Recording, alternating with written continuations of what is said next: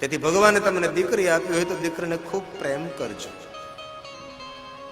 ઘરમાં યુવાન દીકરી હોય તો આખા દિવસમાં એકાદી વાર માથા પર હાથ મૂકી બે મીઠા બોલ બોલજો.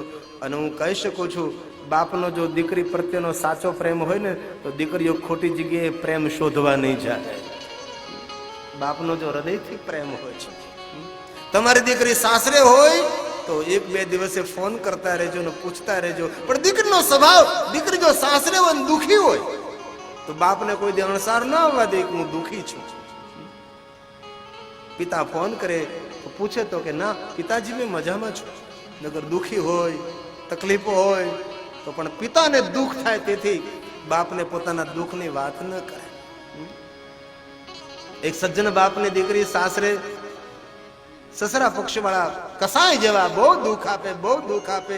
બાપ વારંવાર પૂછતો રહે, દીકરી બેટા તને દુઃખ તો નથી ને? તો પણ દીકરી તેના બાપને બતાવે નહીં કે મને આ સસરા પક્ષનું દુઃખ છે. કોઈ રાવ નહીં, કોઈ ફરિયાદ નહીં. પપ્પા હું મજામાં છું, પપ્પા હું મજામાં છું. દીકરીથી દુઃખ સહન નહીં થતા એક દિન એ દીકરીએ નિર્ણય લઈ લીધો કે આજ મારે આત્મહત્યા કરવી છે. કોઈ શહેરી વિસ્તાર બહુમાળી ભવનમાં રહે, ઉપરથી નીચે પડવાનો સંકલ્પ લઈ લીધો કે હવે દુઃખ સહન નહીં થાય. પિતાને કહું તો પિતાને દુઃખ થશે, શું કરું? આત્મહત્યા કરવાનો નિર્ણય લઈ લે. પણ ભાગ્ય એવા કે જે દિવસે આત્મહત્યા કરવાની હતી ત્યારે એમની પાસે એક મોબાઈલ ફોન હતો. બરોબર આત્મહત્યા કરવાનો સમય અને તેના પિતાનો ફોન આવે છે. અને દીકરીએ ફોન ઉપાડી, જે બાપનો ફોન, બેટા તું મજામાં છો ને? હા બાપુજી મજામાં છું. બેટા જીવનમાં દુઃખ આવે એ દુઃખ રોજ નથી રહેતું, બેટા થોડું સહન કરી લેજે, હિંમત નહીં હારતી બેટા.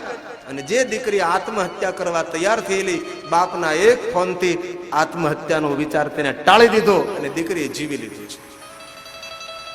તેથી જેની જેની દીકરીઓ સાસરે છે એને પણ પ્રાર્થના, 2-3 દિવસે રોજ, 8 દિવસે